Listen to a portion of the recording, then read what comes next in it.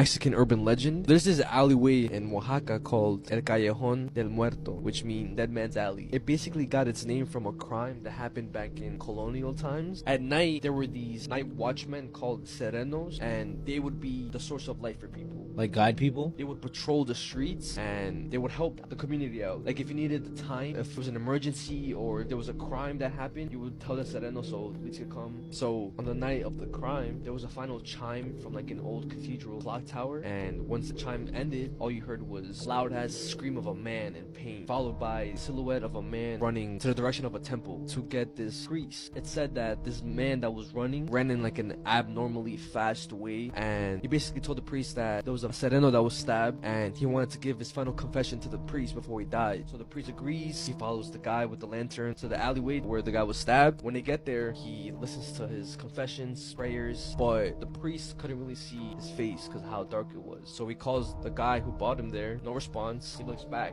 and the guy is gone. All you see is the lantern, right? So he picks up the lantern. He goes to the dead body, looks at his face, and the guy that's dead was the same guy That took him. So the guy who got killed, his spirit took this guy to the crime scene of his body. So he could give his final confession. The crazy thing is, after this whole thing, weird shit started happening to the priest. The ear that he heard the confession, he became deaf in that ear. Ever since then, people say that they see. 1972, a woman staggered into Cedars-Sinai Hospital and her white gown was soaked in blood. At first, the staff assumed she was just another trauma patient until they got a closer look. She wasn't exactly human. Her skin was eerily smooth and artificial, like a lifeless mannequin. Yet she moved exactly like a human. Even more disturbing, a kitten was dangling from her jaws. Its tiny body was still twitching as blood was dripping all over the floor. Without hesitation, she ripped it free and tossed it aside before suddenly collapsing. From the moment she entered the hospital to the moment she was placed in a room, she remained eerily calm. No pain, no fear, just an emotionless void. Fearing for the safety of others, the doctors decided to restrain her until authorities arrived. But when they attempted to sedate her, she exploded with unnatural strength. 2 staff members fought to pin her down, but she didn't even flinch. Her face remained blank, and without warning, she turned to them and slowly smiled. But she had no human teeth. Instead, rows of razor-sharp spikes lined her mouth, stretching unnaturally wide across her face. A doctor, shaken but curious, said, "What are you?" The woman then lunged at him, her jaws clamping onto his throat, tearing through his flesh in just one bite. As he collapsed on the floor with blood going everywhere and gasping for air, she leaned over his dying body and whispered in a chilling voice, "I am God." And just like that, she vanished out of the hospital, never to be seen again. There's been children tied to this pole. That's all blood. All the staining. Yeah. Watch your head and you go through this doorway. This is extremely dark energy. We got a dark one that hangs over here too. In this building, we've had ghosts having sex with people.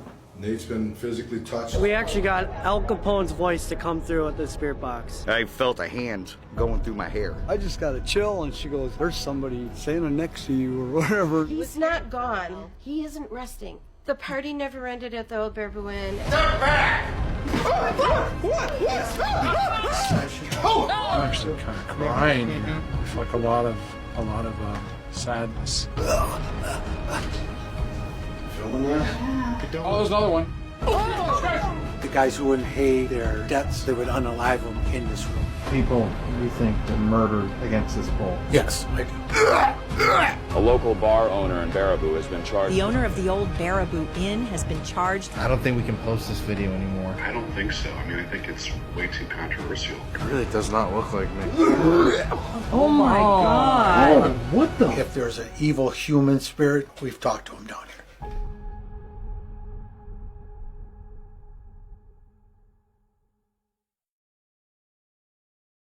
Murdered his nan, drank her blood, and then set her body on fire. The reason for this is absolutely wild. This is the case of the Massachusetts vampire killer. It was the 10th of April 1980 in Marshfield. James Reaver II was just 23 years old. Now, he had a disabled grandmother called Carmen Lopez, and Carmen was a sweet 74-year-old lady who, because she was disabled, was quite dependent on other people to get her sort of daily tasks done. The The people you think she'd be able to rely on were her family. James had been living with his nan for a period of around 3 months due to having issues with his immediate family. On the day in question, his nan simply asked him if he would be able to do her laundry for her. James then, seemingly completely out of the blue, took a knife, viciously stabbed her, got a gun from the basement and shot her a total of 4 times. He then horrifically removed her pajamas and sucked the blood out of the bullet holes. As if all of this wasn't bad enough, he then poured dry gas on her body, set her on fire, and obviously the house set on fire too. James left the home at around 3 p.m. that day, and luckily a painter working nearby did spot smoke coming from the lady's house. Now the painter remembered also seeing James enter the home earlier that day. He called the fire department and obviously they raced over to the scene. However, it wasn't until James admitted to his dad later on that he had been at the house that day that he was questioned. Now, when the news spread, it completely shocked the local community. Why on earth would somebody commit such a horrific crime, not only to just anyone, but to their own grandmother?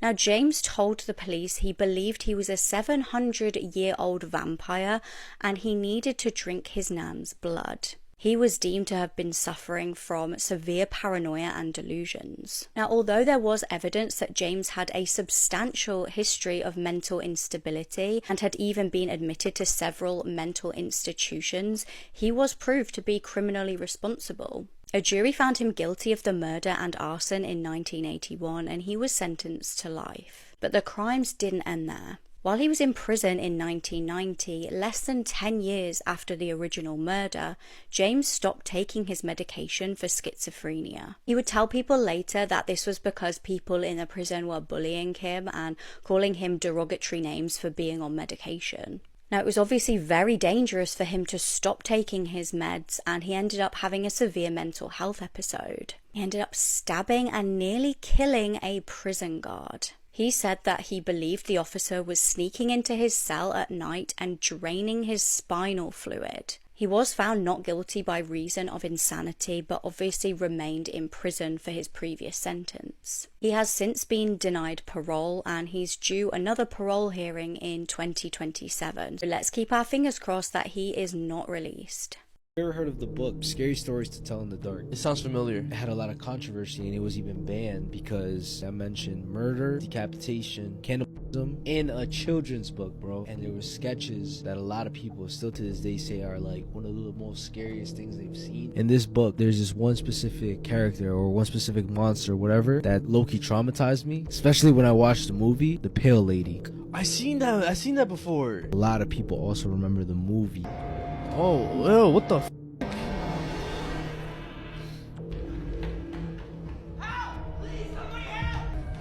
Were there multiple? Bro. Oh my gosh. They even re-released the book in 2011, but they got a redesign To make it more appropriate for kids? But the people who saw the original book, they said, yo, why the fuck would you even redesign that? That was the whole point of the fact that that book was so crazy. Okay, let me see. What? These are all from the kids book, bro. Nah, if I was a kid and I saw this, I would be traumatized. Oh my gosh. This is another one. There's 2. Let me know if you guys have read that book back in the day or if you remember seeing this book. One of the most horrifying torture devices in history was the brazen bowl, a gruesome invention designed for slow, agonizing death. This life-size bronze bowl was hollow with a small, heavy door on its side. Victims were forced inside, their bodies crammed into the suffocating space with no room to move. Once locked inside, a fire was lit beneath it. Slowly, the metal heated, turning the bowl into a scorching oven. Inside, the victims' screams of agony filled the chamber, but they wouldn't sound human for long. The bowl was built with a series of tubes that distorted their cries, making it seem as if the bowl itself was roaring. As the heat intensified, their skin blistered, their lungs burned, and their flesh seared against the scorching metal. There was no escape, only unimaginable pain. When the screams finally faded to silence, the fire was extinguished and the bowl was opened. Inside, only charred remains and ashes were left behind. ready to be swept away for the next victim. A man pushed a dead baby round Ipswich in a pram before people realised that he had murdered her. The couple are literally laughing in this CCTV, like, I cannot even cope. This case is absolutely horrific, so please don't watch if you can't cope with these kind of crimes. It was a scorching hot June in 2023 in Ipswich in the UK. Scott Jeff and Chelsea Gleeson Mitchell were in a fairly new relationship. Now, Chelsea had a beautiful little 2-year-old daughter called Isabella from a previous relationship, but her heartbreakingly short life was absolute hell. So initially, police got a call from Isabella's nan asking for advice and wanting to report her daughter as a missing person. The nan and the rest of the family had really struggled to get in contact with Chelsea. They were concerned for little Isabella's welfare, and it seemed that since Chelsea had been with this new boyfriend, she'd been more and more uncontactable. Family, really concerned for the welfare of these two, ended up travelling to Norfolk in the east of England, where they believed Scott, Chelsea and Isabella may have been staying. They visited the police station in Great Yarmouth to try and get some kind of help from police, but it really wasn't forthcoming. The poor family was really left to hunt for the missing 2-year-old and her mum on their own. To make matters worse, they were very concerned because they started hearing rumours of what this Scott, the new boyfriend, was really like. Now, Scott, Chelsea and little Isabella had left their home in Bedfordshire on the 1st of June on what would be a fateful trip ending in the sweet little child's death. They went via train to Great Yarmouth and ended up spending 11 days kind of hopping from various accommodations. CCTV captured them out with the child occasionally, but at some points they literally left a 2-year-old child in a caravan on her own while they went out and got drunk. When they eventually ran out of money, they camped on the beach, and after a local restaurant employee was quite concerned about them, they got them help finding free accommodation at a holiday park. Now, at this point, police were actually called and an apparent welfare check was done on the two and the child. There was literally an opportunity to save this little girl. Now, horrifically, even though it was scorching hot weather, Isabella was spotted wearing a big puffer coat and sunglasses, which was presumably to hide her injuries. She was thought to already have had fractures to her wrists and pelvis, and this is absolutely horrific, but her injuries were consistent with being stamped on. The little baby was found dead in her buggy in a temporary accommodation in Ipswich on the 30th of June. It's thought that she'd been dead for around 3 to 4 days and had been pushed around in the buggy by the couple. They'd taken her to the shops and even to the pub, all while she was deceased in the pram. The child also had traces of CA and CO in her system. She was determined to have been beaten to death by her mum's boyfriend. The mum and boyfriend were arrested in the early hours of the 1st of July in Bury St Edmunds. Scott was sentenced to life in prison and Chelsea was jailed for just 10 years for child cruelty and allowing the death to happen. This is the worst pedophile in the history of Japan. And when he died, he was an international celebrity. So if you know the story of Jimmy Savile in the UK, this is a very similar tale. When Jimmy Savile died, he had been knighted, he was an international celebrity, and he was beloved by everybody in the UK. But shortly after his death, disturbing allegations of pedophilia were brought up, and Jimmy Savile would then be revealed to be an extreme monster who had abused hundreds of children during his lifetime and even abused corpses in a morgue. But let's get back to this guy, Johnny Kitagawa. Johnny was an American-born Japanese talent manager and businessman. He was the founder and president of Johnny & Associates, an all-male talent agency for boy bands in Japan. So during his life, Johnny assembled, produced, and managed a number of extremely popular boy bands. These bands that he created were extremely popular. They routinely released singles that topped the charts, and they sold out arenas across the world. And all of this led Johnny to become a hero across all of Japan. In fact, he even had Guinness World Records for the most #1 singles produced by an individual. Johnny was an extremely important and beloved member of the Japanese entertainment industry. And when he died in 2019 at age 87, he was celebrated.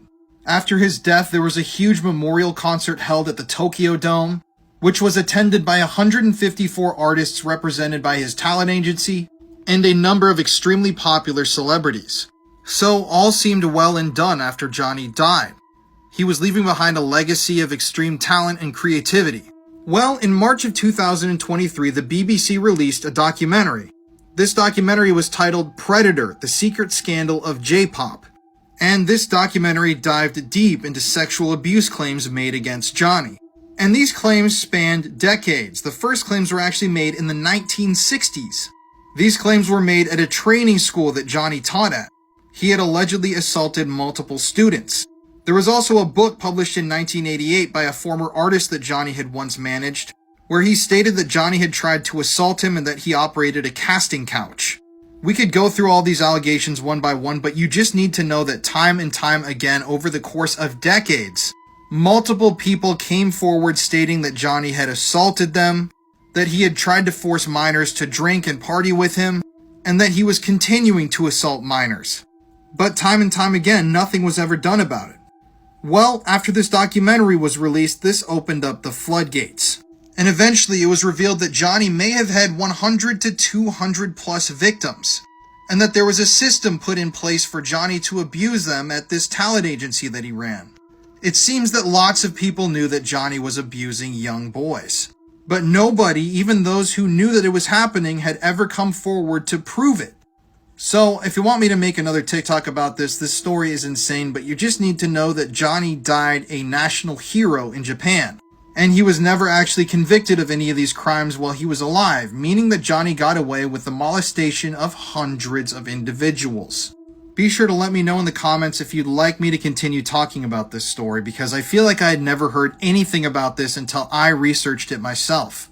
And if you like true crime, be sure to listen to the podcast that I co-host with my wife, Murder in America, available now on all streaming platforms. It will never make sense to me how someone can just vanish into thin air when there are multiple sightings of them on CCTV, especially when they disappear within a matter of minutes, never to be seen again, leaving behind no clues. That's what happened to 22-year-old Jack O'Sullivan, and while police are saying one thing happened, there's so much proof to suggest it didn't. This is one of the most bizarre missing person cases I have ever come across, so let's talk about it. In March of last year, Jack was living with his parents in North Somerset, England. He had just graduated with a degree in history, and he was temporarily living with his parents while studying for a law conversion course. His life was just getting started when what was supposed to be a fun night out turned into him never being seen again. On March 2nd, 2024, Jack left his parents' house at around 8:20 p.m. and took a bus into Bristol. He met up with 3 of his friends at a pub called Wetherspoons, and at 11 p.m. they all decided to go to a house party in the Hotwells neighborhood of Bristol. There was drinking involved at this party, which is pretty typical for 22-year-olds. But what exactly happened at this party has never really been explained. Some reports say that Jack fell down a set of stairs and hit his head. Another report says that he may have gotten into a small altercation at said party. Someone reportedly joked that he had too much to drink, so Jack shoved him, but it didn't seem to escalate further than this. At 1:52 a.m., Jack texted his parents and said that he was thinking about going to a club with his friends, but not to worry because he would get a taxi home. This made them feel better because he was taking all the right steps and being cautious.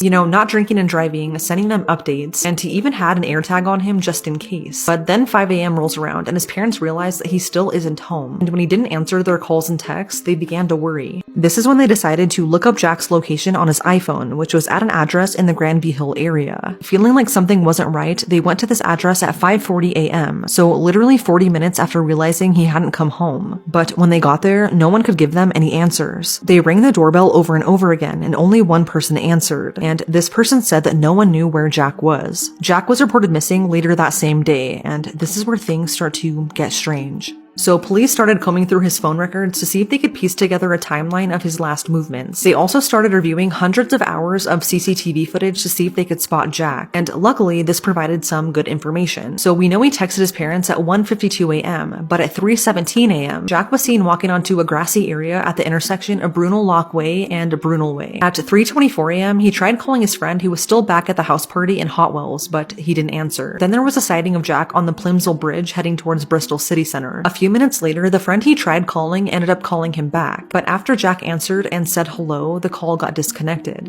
About 10 minutes later, he was seen once again on CCTV walking along the Bennett Way slip road, heading back towards Hotwells, where the house party was and where all of his friends were still at. His phone last pinged at 5:40 a.m. at the address in the Granby Hill area, and we know this because his parents tracked his phone to that exact location. But at 6:44 a.m., his phone officially went dark. With all of this footage of him, everyone thought that it wouldn't be long until Jack was found. found, but sadly that was not the case. So then a massive search for Jack was launched, which involved police, tracking dogs, and drones, and they searched by land, air, and water. The area where Jack went missing was near the floating harbor and the Cumberland Basin, so there was a good amount of water in the area, which led authorities to believe that he possibly fell into the water. So they heavily searched the water and even used sonar equipment, but not a single trace of Jack was found. The night he went missing, he had all of his personal belongings on him, including his phone, wallet, keys, debit card, and his AirTag. And with the AirTag, it gave his family some hope that they would be able to pinpoint his exact location. But again, that was not the case. Authorities tried locating his AirTag, but they never found it. And I guess that was because it wasn't ever registered correctly. That, along with all of his other personal belongings, have never been found to this day. So then authorities started combing through his cell phone data to see if there was anything important that could help figure out what may have happened to Jack. But this didn't provide any leads. Jack has never been seen or heard from since that night, and there's been no activity on his debit card or phone since. It's truly as if he vanished into thin air. Right off the bat, it seemed like police were pushing this narrative that Jack fell into the water and drowned that night. But it wasn't until 3 months into the investigation that his parents began questioning how the police were handling their son's case. This is when police called up Jack's family and said, quote, "We believe Jack fell into the water and drowned, and there's a chance you'll never see him again." End quote. Police then gave the family all of the CCTV footage from the night Jack disappeared, telling them it was no longer of any use. But to them, it really felt like the police were just brushing this off and didn't really care. So they decided to comb through the CCTV footage and just so happened to find footage of Jack walking away from the river. And they also found the very last footage of him at 3:40 a.m., returning to Hot Wells. This was footage that police had missed, and how that happened, I don't understand. So from the CCTV footage, it seems as though he didn't enter the water at all, even though the police are adamant that he did, when there's absolutely no evidence suggesting that he did. The police's theory to this day is that Jack ran down this hill and at the bottom of it fell into a lock. But where they say he fell in doesn't make any sense because he would have had to cross 6 lanes of traffic while intoxicated and not getting hit by a car, and then he would have had to fall over barriers that are waist high. Doing all of that drunk, at least to me, doesn't seem that easy. So because of all of this, Jack's family feels as though the police are not taking this case seriously at all. I mean, on top of them missing crucial sightings of Jack on the CCTV footage, there were also several chunks of CCTV footage missing. And if that was done on purpose, no one knows. Adding to this, the house where Jack's phone last pinged was only ever searched once, and it wasn't even a thorough search. What's also odd is that the police only ever interviewed one person who was at the same party as Jack that night, and this seems like such a failure. You never really know what could have happened at the party that night, or if it was in some way connected to his disappearance. Authorities have not let Jack's family use the tracking dogs outside of the initial search, and on top of this, a drone operator who had been helping search for Jack thought she saw something strange. She thought she saw what looked like a human shape in some shrubs when looking for Jack, and so she gave this information to police along with the images she took, but she got no response. It actually took her emailing the police 4 times just to get them to finally answer her, but when they did, their response made her jaw drop. The police reportedly told her thank you, but that they wouldn't be going to check the shrubs because it was out of their search parameters. Despite the obvious lack of care for Jack's case, police say they're still following up on every lead and that this is an ongoing investigation. Jack's family is worried that he may have gotten into a car that night thinking it was a taxi and ended up being met with foul play. And one of the reasons they think this is because they created a Facebook page dedicated to finding Jack. And shortly after creating it, they received information from someone who said they could have given Jack a ride on the night he went missing. They did give this information to authorities, but they dismissed it once again and said that it wasn't possible based on the evidence they had at the time. It's been over 300 days since Jack was last seen, and his mom says that this is like a full-time job for her. From the minute she wakes up to when she goes to bed, she is out there looking for him. It's coming up on a year now, and whatever happened to Jack that night remains a mystery. These are some of his characteristics and what he was last seen wearing. His family has also set up a GoFundMe to help continue funding the search for Jack. If you live in the area and possibly still have some security footage that has never been looked at, please consider sending it to this email. This also applies to anyone who might have any dashcam footage from that night if you were driving in the area. And if you have any information on the disappearance of Jack O'Sullivan, please contact the number and email on the screen with this reference number. Hammer coined the phrase, "You can't make this stuff up," might have known the story of real-life boogeyman, Albert Fish. A slight, elderly man with grey hair, no one suspected the kindly single father of being sadistic child murderer and cannibal. Speaking of paranormal You did mention 3M. Yeah. And you know how 3M is like Devil's Hour? Hour? I did hear this superstition. See, it happened to us before as well. What? Remember when we received that random like ring at the door? Oh, yeah. We looked outside And no one was there? Nobody, bro. Oh, so that's a thing too? Yeah, they say that if you ever hear a random ass ring at the door, to never open the door because you're inviting an evil spirit or a spirit inside your crib. I'm just not opening that in general. Like, that even if it's a spirit or if it's a regular person. It's also kind of creepy, bro, because I do remember we opened the door and stuff. Yeah, like dumbasses. And just recently, we had ordered Uber Eats, right? Yeah. This is real shit. I'm not making this up. The Uber Eats guy literally looks at the house and it's like, you guys have ghosts here, right? The fuck do you mean? He's like, my mom died when I was younger here. Why the fuck would you say that? My brother was like, what the fuck? Why do you say that? That probably explains all and weird stuff that you guys heard, so it kind of makes sense actually. Now it's even creepier, bro. Everything that we talk about, everything is shit. Hopefully I get to sleep at night, bro. Granny Keeley experienced a devastating car crash in 2006. She was a passenger in a car that lost control after skidding on black ice, which resulted in hitting a wall. Granny's knees were then propelled into her face due to her knees being propped up on the dashboard. The impact happened when the airbag inflated at a staggering 200 miles per hour, resulting in very extreme facial injuries. Almost every single bone in her face was broken and she suffered a brain leak. Following the crash, Granny went through many medical procedures and due to an infection, doctors had to remove her forehead, leaving her without one for 2 years. However, in 2009, surgeons were able to reconstruct her face by fitting it with a ceramic forehead. Today, Granny is 39 years old and it looks like she didn't even go through any of this. This should be a reminder to everybody to never put your feet up on the dashboard because something like this could happen to any of us.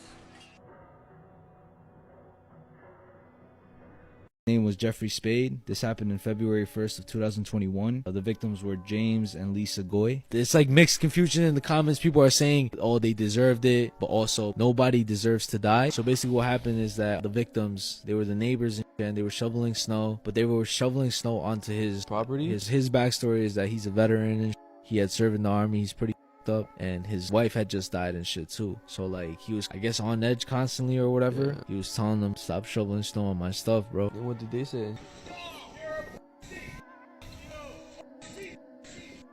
That's when he goes inside, grabs his pistol, and then she goes ahead and says,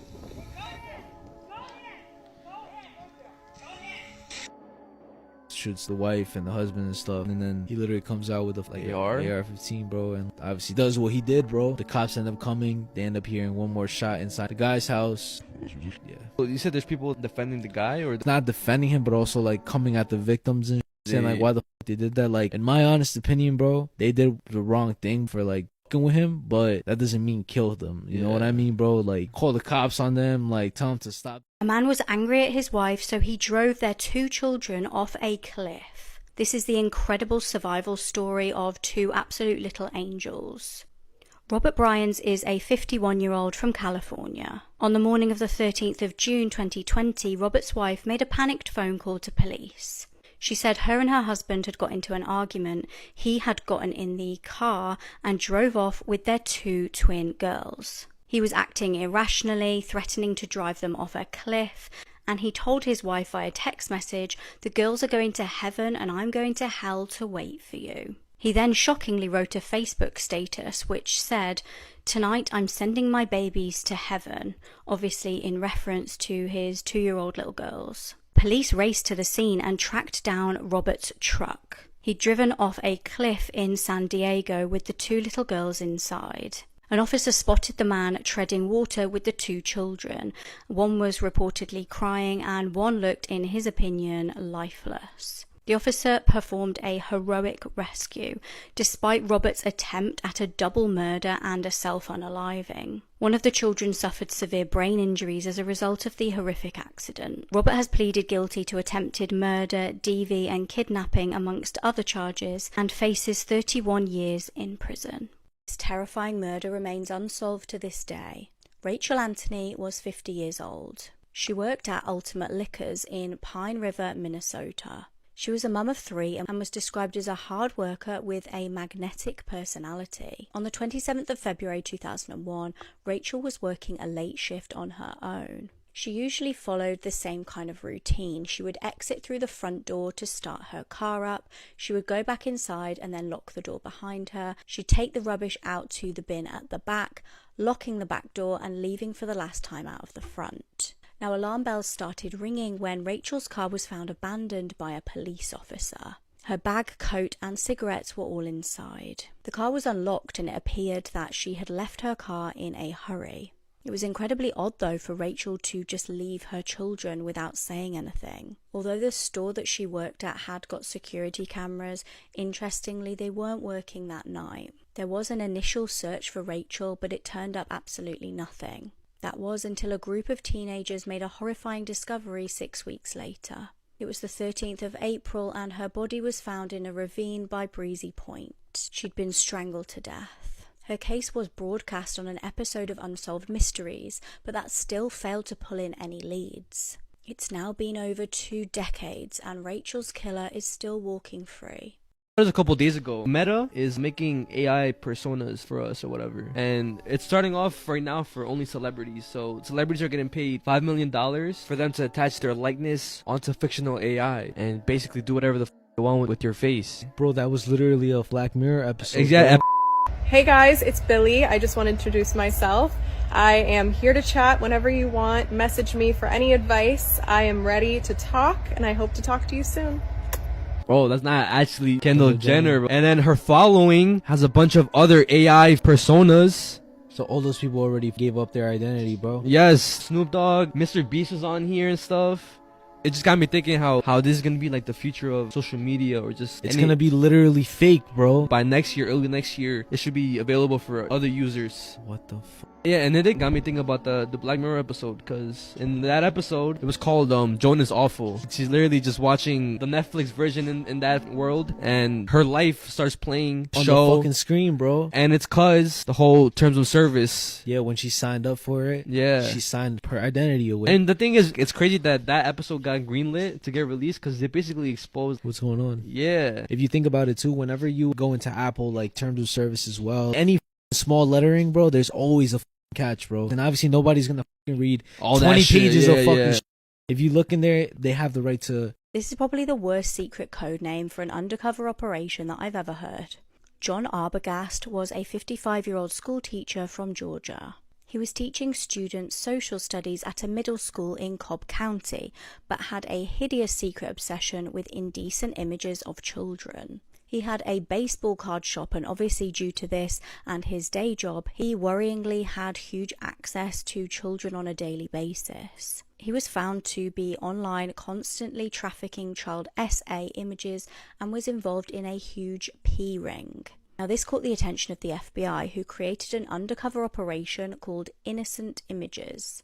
The operation spanned 2 years and started in 1993 after a 10-year-old boy vanished. This boy was George Badinsky, and the undercover operation led to the arrest of 12 men across the world, but frustratingly, George's case remains unsolved. In September 1995, before he could be arrested, John closed his shop and went on the run. His case then appeared on an episode of Unsolved Mysteries in 1996. He was last seen in Las Vegas, Nevada, but luckily due to the broadcast, police received a tip. They were told he was working at a hotel in LA, and police were able to hunt him down and arrest him. They captured him on the 11th of July 1997. He was frustratingly released from prison just 1 year later.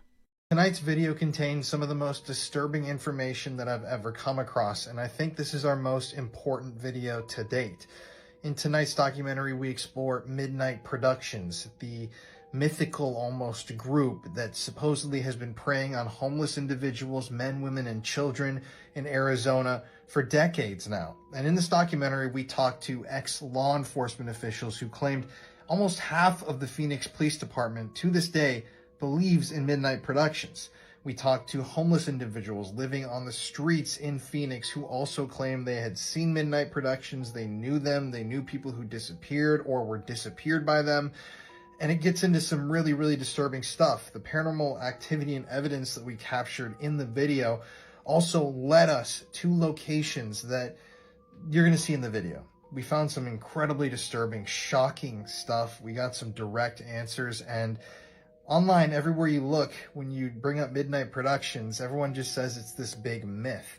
But if you start looking beyond that, I think you're going to see that there is something incredibly sinister, dark, disturbing, and twisted happening in Arizona that nobody is talking about. So this is a passion project that I've worked on for months. We filmed this back in April, and I am really, really excited to give this information out to you guys. Please help me out by sharing tonight's premiere, joining in, leaving a comment and a like, and boosting it.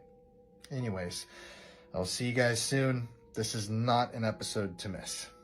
There's a really sad and scary story unfolding in Arizona right now. So on the morning of May 22nd, 46-year-old Hope Tucker and her adult son were driving on Interstate 10 in Buckeye when their car broke down. It's important to note that Hope's son is autistic and mostly nonverbal. They broke down between Verrado Way and Watson Road. Police believe that Hope, her son, and their dog got out and started walking on foot to either find shade or help, but they ended up disappearing. Their car was found that day and towed away by the Department of Public Safety. 2 days later, her son was found extremely dehydrated at a gas station on Watson Road, just a few miles away from where their car broke down. He was then hospitalized for an entire month before being reunited with his grandpa. But during his month-long hospital stay, he never once mentioned that his mom was missing or still out there somewhere in the desert. It wasn't until he was with his grandpa on June 22nd, exactly 1 month later, that he told his grandpa what happened, and his grandpa then called the police. Because her son is mostly nonverbal, police brought in a specialized forensic interviewer to get as much information from him as they could to help find his mom. He ended up telling police that his mom passed away the same day that their car broke down. He said that after they were walking for a while, Hope laid down to rest, closed her eyes, and just stopped breathing. So Buckeye police started looking for her that day. They brought in tracking dogs, drones, and ATVs to search for her, but at this point, things weren't looking good because they were already a month behind. But after a 2-week search, authorities found the remains of Hope and her dog just this past Monday. They found her just outside of the Sienna Hills community near Verrado Way and Thomas Road. Where she was found was less than 2 miles from Interstate 10. At this point, police say they don't suspect foul play as her body showed no obvious signs of trauma, and her cause of death has yet to be determined. The area where they broke down is in the middle of the desert, really undeveloped, and has some pretty steep hills. It was also close to 100 degrees the day she went missing. The story is so heartbreaking, and I truly can't imagine what they both went through out there all alone.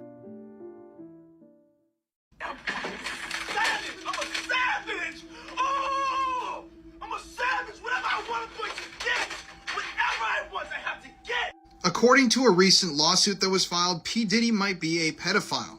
This new lawsuit alleges that P. Diddy constantly held parties at his house that involved minors, adults who were assaulting these minors, male and female sex workers that were servicing everybody.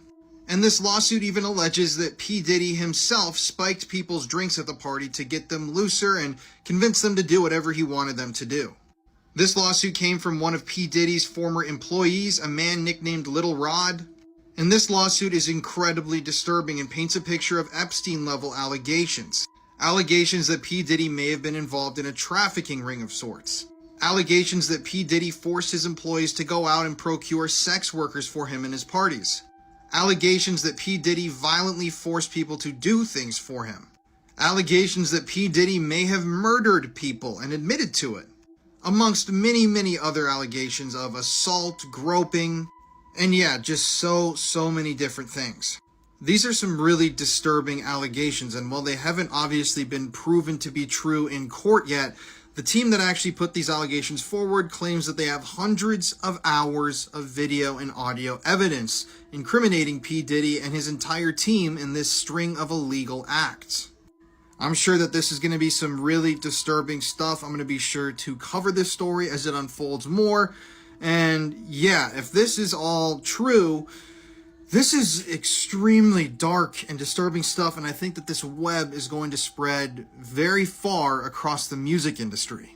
This man makes human soup for a Mexican cartel, and this is a massive trigger warning. This is Santiago Mesa Lopez, and he turned the victims of the cartel into soup. Santiago was a skilled mason, so much so that he caught the eye of some members of the Tijuana cartel. They then hired him to do construction work for them and take care of their horses. Santiago proved to be a hard-working employee who never questioned his bosses or a task. So they decided to bring him on board the Tijuana cartel and show him the ropes. He rose through the ranks of the cartel from drug dealer to the rank of drug office keeper. It was a risky job, but years later, Santiago was still alive and had his job. But things became complicated when Santiago's cartel got into a war with another cartel. The streets of Tijuana became a battleground with thousands of people getting killed and their bodies getting abused daily. This then got the attention of the Mexican authorities and the DEA and the FBI. And the cartel soon realized they had to get rid of the bodies quickly and quietly. They then got the idea from dangerous people who make people disappear, and the idea was to turn them into soup. But they needed someone they can trust fully to do the dirty work, and that person was Santiago Mesa Lopez. They then brought him into a room for an experiment. In the room was a 200-liter drum filled with caustic concoction of water, soda, and other chemicals. They then brought in the dead body of a victim of the cartel war. Santiago was then ordered to strip the body and stuff it into the drum. He did this without asking any questions or blinking an eye. They then all watched as the body started to dissolve in the liquid, so they left it overnight. The next morning, they came back to see the body had completely dissolved, leaving behind smudge and bone fragments. Santiago then got a new title called the Stew Maker. This title fit him well as he was the one stirring the bodies in the drum, turning them into soup. As the Stew Maker, his task was simple but brutal: dissolve the victims of the cartel in acid.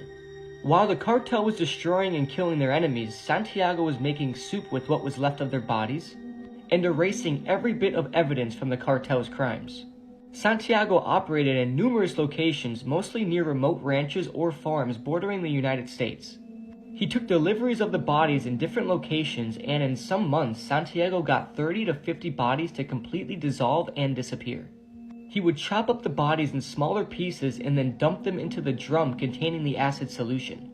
The process could take several hours depending on the size of the body.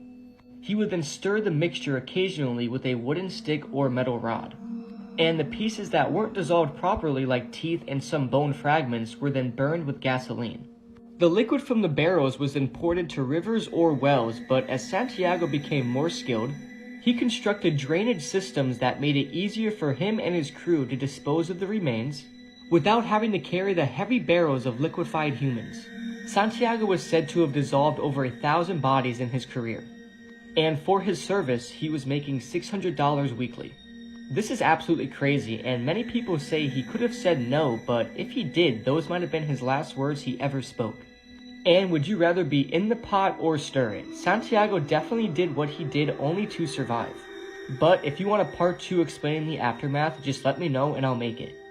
Whomever coined the phrase, "You can't make this stuff up," might have known the story of real-life boogeyman, Albert Fish. A slight, elderly man with grey hair, no one suspected the kindly single father of being sadistic child murderer and cannibal. Total of 37 people arrested accused of child crimes, now locked up.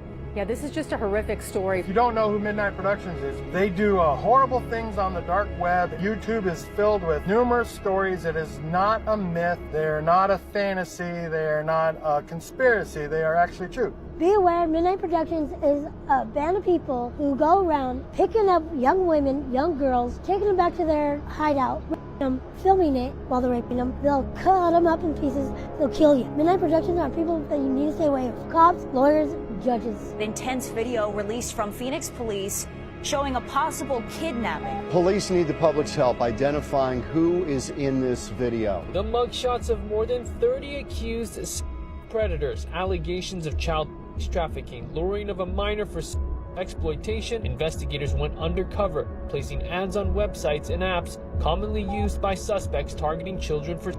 This is horribly wrong. They are looking to manipulate and exploit children. A home surveillance camera captured that chilling moment where the girl barely got away from the man running after her. It's the most terrifying thing as a grandfather, as a father, can never go through. Midnight Productions is real shit. They don't know, a lot of people are missing that house. There's baby cribs. The lights for films, they had rooms with like cages. You go in the house and then the wall would have you could step into some weird tunnel shit. This is a prison cell. Only kids are being held down here. The underground bunker, it was basically a giant plastic container with a hole only small enough for a child to crawl in and out of. A small child that was in there could not have gotten out on their own. There's a child's vanity and a hospital show you. That looks like a child's car seat, strollers and children's toys and clothing and food packets and stuff like that. So clearly children had been kept here. But one thing that was really disturbing was there were arm restraints, wrist restraints on two trees angled like this to where that's a tree. That looks exactly like wrist restraints for a tree. It doesn't look like anything else. There's the Midnight Productions out here, and it is right here. That shit is everywhere. It's a human trafficking. It's every day. People will, come and lure you in and then take you and you are a sex slave until they are done with that and then chop you up and sell your body parts. These guys set me up to be tortured by Midnight Productions. It's a conspiracy among conspiracies. If it's true, man, God help us. But Phoenix is on pace for a record-breaking number of homeless deaths. According to new data from the Maricopa County Medical Examiner's Office, more than 300 homeless people have already died this year. It's a body donation and tissue bank in Phoenix, Arizona. It was raided back in 2014 in a human body parts trafficking investigation. He found a cooler filled with male genitalia, a bucket of heads, arms, and legs, infected heads, and one of the most disturbing findings, called a morbid joke in the lawsuit, a small woman's head sewn onto a large male torso like Frankenstein and hung up on the wall.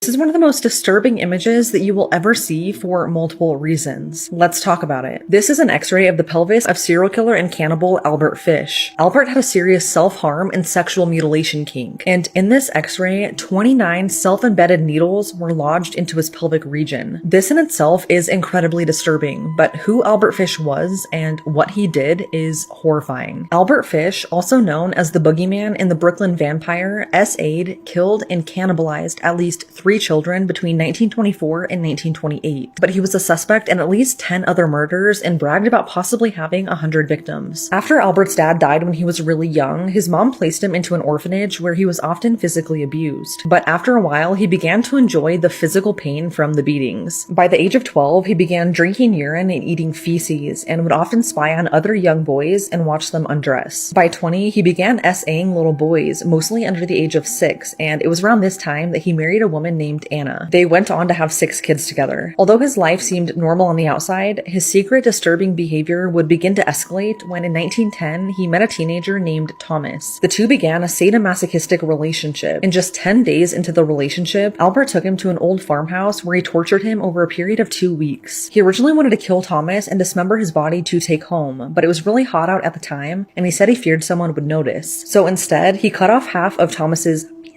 poured peroxide over the wound, wrapped it in a towel covered in Vaseline, and then gave him $10. Albert then left him there and never looked back. A few years later, his wife would leave him, and it was at this point that Albert began having hallucinations and began to self-harm. This is where he picked up the habit of self-embedding the needles into his pelvic region. He would also repeatedly hit himself with a nail-studded paddle, amongst other really disturbing things that I cannot say on here. At this point, Albert would escalate to torturing, mutilating, and murdering young children because he said that God was commanding him to do so. He would use tools that he called his implements of hell, which included a meat cleaver, a butcher knife, and a handsaw. He went on to murder 10-year-old Grace Budd in the summer of 1928 after the Budd family put out an ad in the newspaper. Grace's brother Edward was looking for work, and Albert responded to the ad under the pretense of wanting to hire Edward. But instead he saw Grace, and he convinced her parents to let him take her to his niece's birthday party, which unfortunately was a complete lie. Instead, Albert took Grace to an abandoned house in Irvington, New York, where he strangled her to death. He then decapitated her and dismembered her body and ate most of her remains over the next few days. One of the most disturbing things about Albert was that he was known to write disturbing letters to the victims' families, and that's exactly what he did to the Budd family. Albert sent them an extremely gruesome and disturbing letter detailing what he did to Grace, how it took 9 days to eat her entire body. And in this letter, he also detailed other horrific child murders. One was the murder of 9-year-old Francis McDonnell, who disappeared after playing catch with some friends. He was later found hanging from a tree in a wooded area near his home. He had been S.A.'d and strangled with his suspenders. He also had extreme lacerations to his legs and stomach, and his left hamstring had almost entirely been stripped of its flesh. The next confession was the murder of 4-year-old William Gaffney, Albany. On February 11th, 1927, William was playing in his apartment hallway with a 3-year-old named Billy and Billy's 12-year-old brother. After a while, the 12-year-old stepped away, and it was at that moment that both the little boys disappeared. Billy was later found on the apartment roof, and when police asked him what happened to William, Billy said that the boogeyman took him. A witness later identified Albert as the person who kidnapped William that day, and although William's body was never found, Albert explained in great detail what he did to him in a letter that he wrote. Albert wrote how he cooked and ate his body parts in a stew. Albert was arrested for the kidnapping and murder of Grace Budd, in which he was convicted. He was executed by electric chair on January 16, 1936, at the age of 65 years old. Right before his execution, Albert wrote down his final confessions and gave them to his lawyer, but his lawyer said that he would never show them to anyone because of how disturbing they were. Albert Fish is one of the scariest men to ever exist.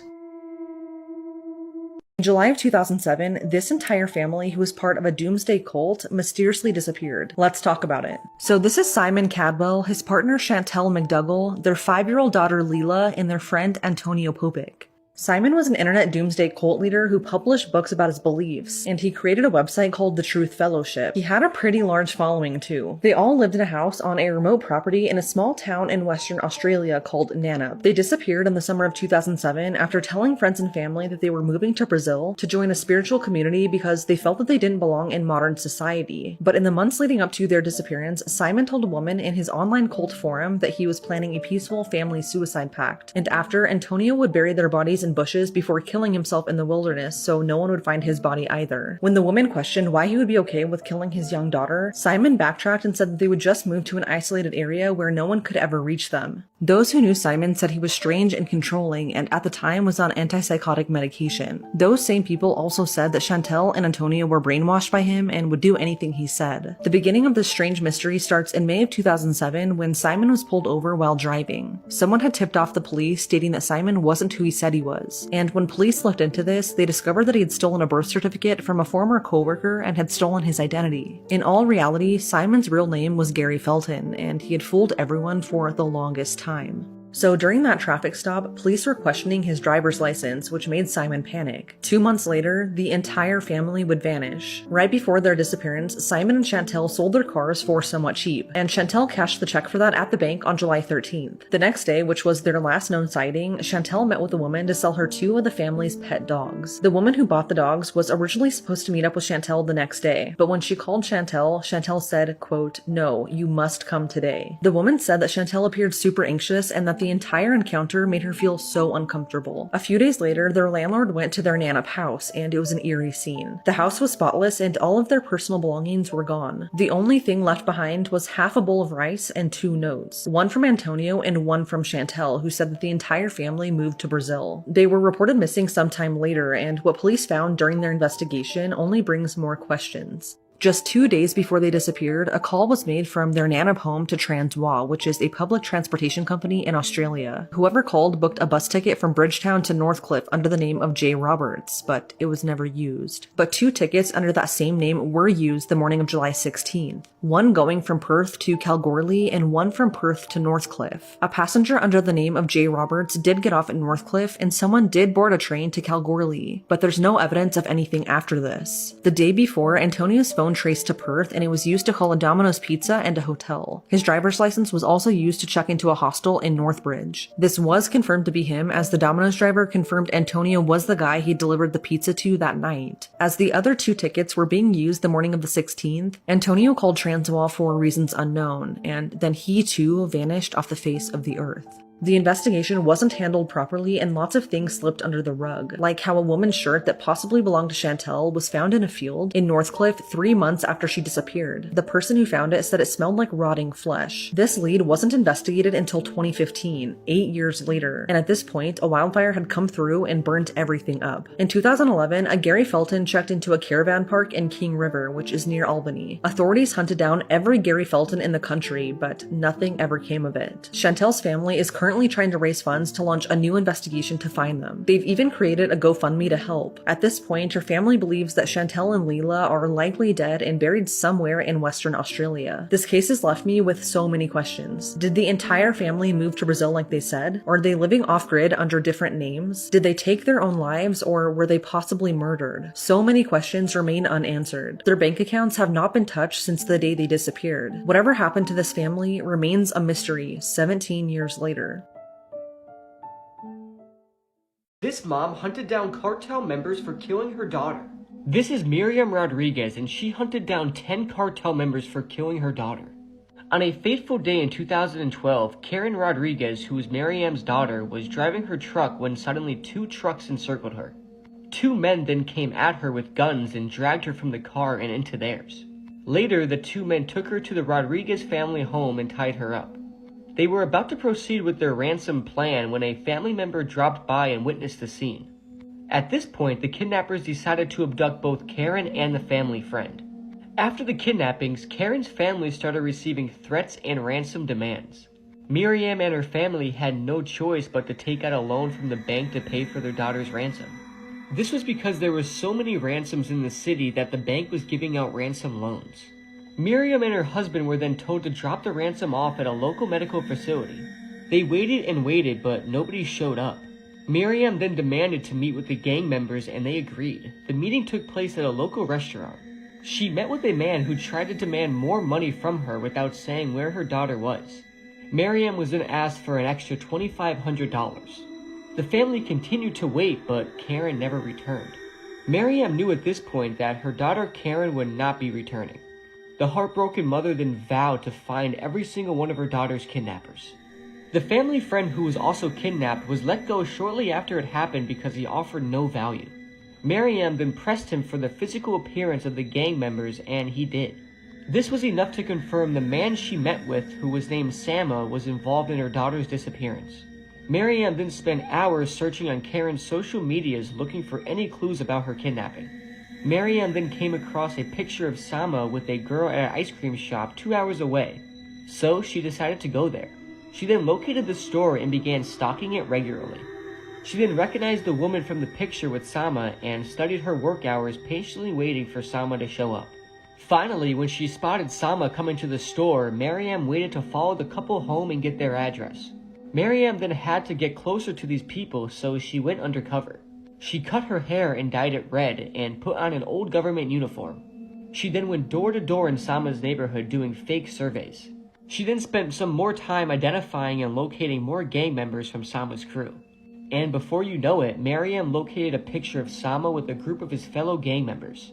On September 15th, 2014, Miriam's son was closing his shop when he noticed a familiar face. It was Sama. He then immediately called his mother. Sama was then arrested and quickly gave the names of the people involved in Karen's abduction. And finally, they got word of Karen's location. The gang members said, "I'm willing to take you to the ranch where they killed and buried them." When they went to the ranch, they found Karen's scarf, her car cushion, and her femur bone, confirming her death. Miriam continued to try and find her daughter's killers, though. Miriam traced